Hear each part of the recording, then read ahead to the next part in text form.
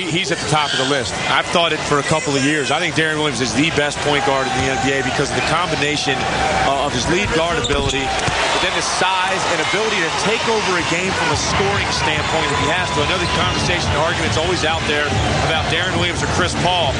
To me, that's the one thing that separates them. He can take over a game because of his size and ability to finish in the paint as a scorer if his team needs him to do that. It's a little bit more difficult for Chris Paul at his size. Awesome, nice move, but he couldn't finish. But 6-1, half dozen the other. You can't go wrong with either guy. Hard to gauge Paul with the injuries this year, and also not a very good season. A coaching change there in New Orleans. Williams, great look to Boozer. And a Denver foul. 13 foul on the Nuggets.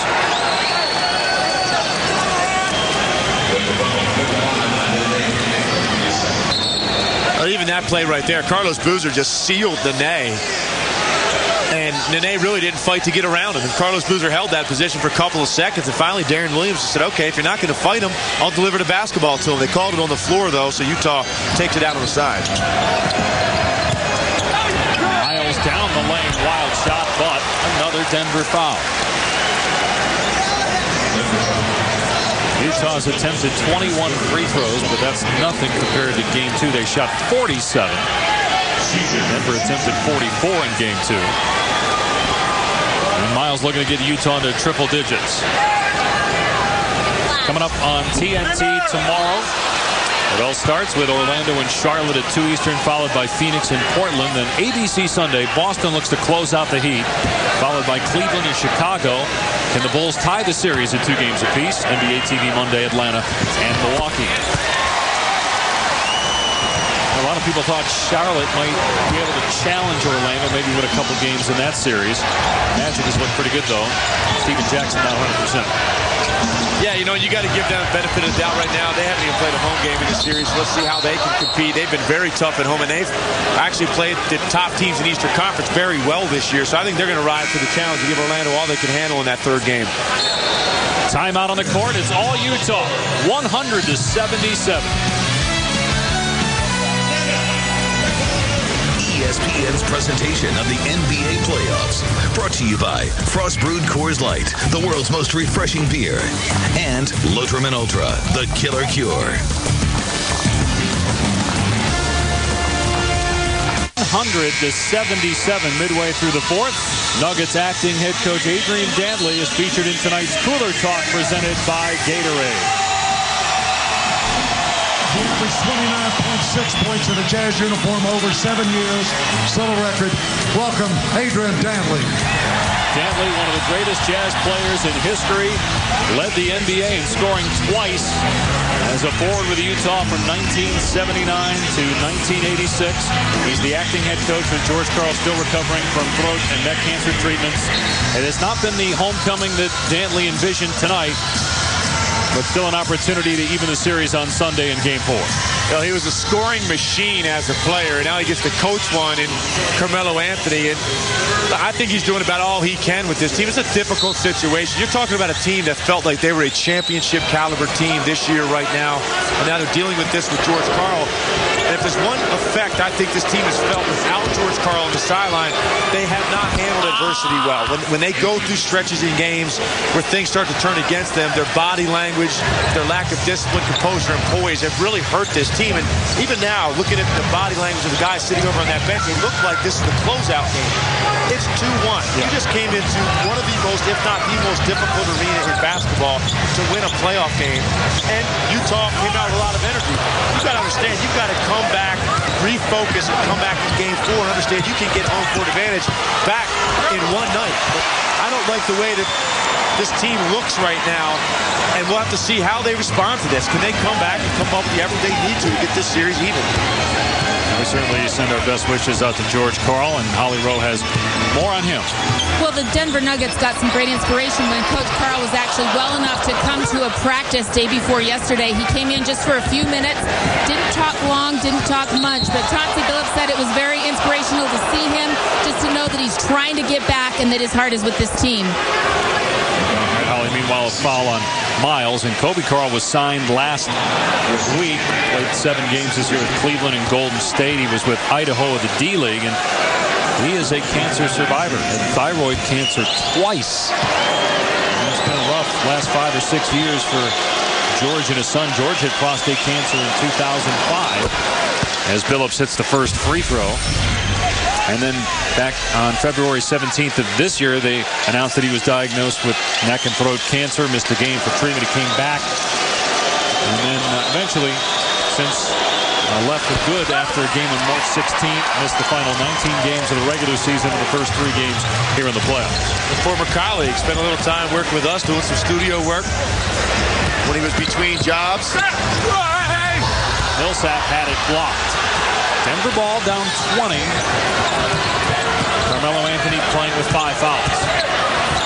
And Anthony fouled by Matthews. Well, Anthony said it's been particularly hard on him with George Karl not being around. Says he's developed a great relationship with his head coach. Loves Adrian Dantley as well, but again, a different position, obviously, for Dantley and for the players, getting used to a different voice as the lead voice on the bench. You know, and it took him a while to get to that point, David. It wasn't easy early on between Carmelo Anthony and George Karl. George Karl tried to push Carmelo Anthony to be a better defender, a better leader, a more efficient offensive player. And he fought that a little bit early on. And now he's really matured. He respects and appreciates what George Karl has meant to his career and to his game. And he's probably the one guy that's affected more than anyone else by George Karl not being on that sideline. But again, they give credit to Adrian Dantley. He's a very qualified assistant coach, and he's trying to do what he can right now just to keep this team in it as long as he can. And George Karl goes deep enough into the playoffs, there's a possibility he can return and be on that bench again. Carmelo now with 23 points. You saw that sign wondering whether Carmelo's having fun yet. The reason that was there is because Anthony after game 2, as Denver's called for a foul on the drop by Boozer, Anthony was quoted as saying, "This is where the fun begins." And obviously it hadn't been a whole lot of fun for him. There were a lot of people that thought after Denver won game 1 and Okur went out with that injury that the Nuggets might sweep the Jazz, but now they're facing likely a 2-1 deficit. Well, and they're in this position because of Darren Williams and the performance that he had in game 2 in Denver. You know, he really put that team on his back with one of the all-time, great playoff performances. I think he said that there hadn't been anybody that had 33 points, 14 assists in a winning situation in a road playoff game since Oscar Robertson.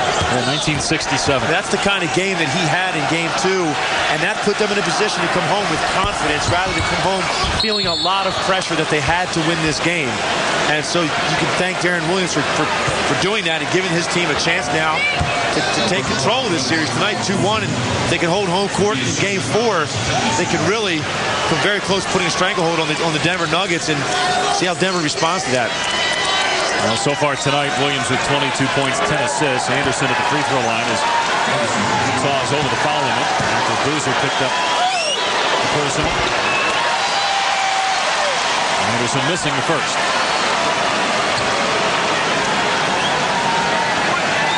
Again, Denver's got enough firepower, though, to come back and win game 4 on the road.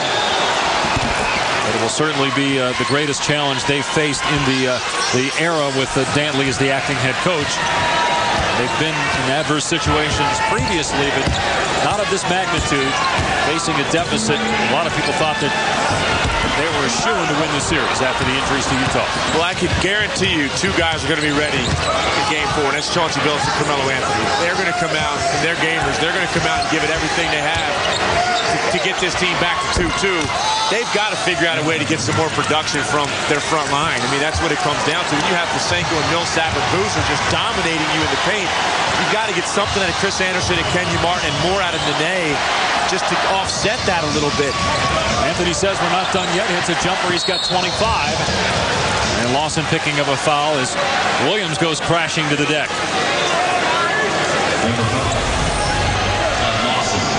Not much offensively out of Nene and Martin. Remember, Nene was very active in the first few minutes of the game. We haven't heard a lot from him since, though. He touched the ball 4 in the first 5 possessions, and you look against, he's only got 7 points, 3 minutes left to go in the game. Kenyon Martin, nice job rebounding the basketball, but you have to make teams pay sometimes for loading up on your star. I mean, they're overloading to Carmelo's side.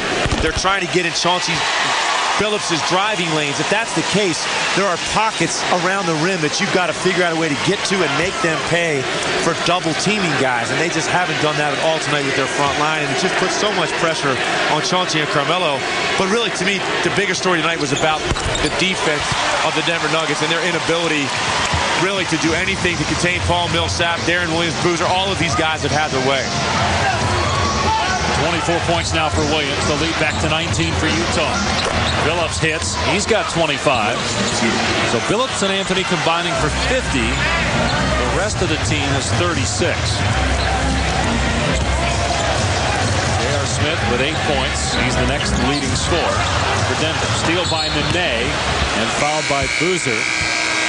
Nene led the NBA in steals by center. For that kind of defense, a little too late for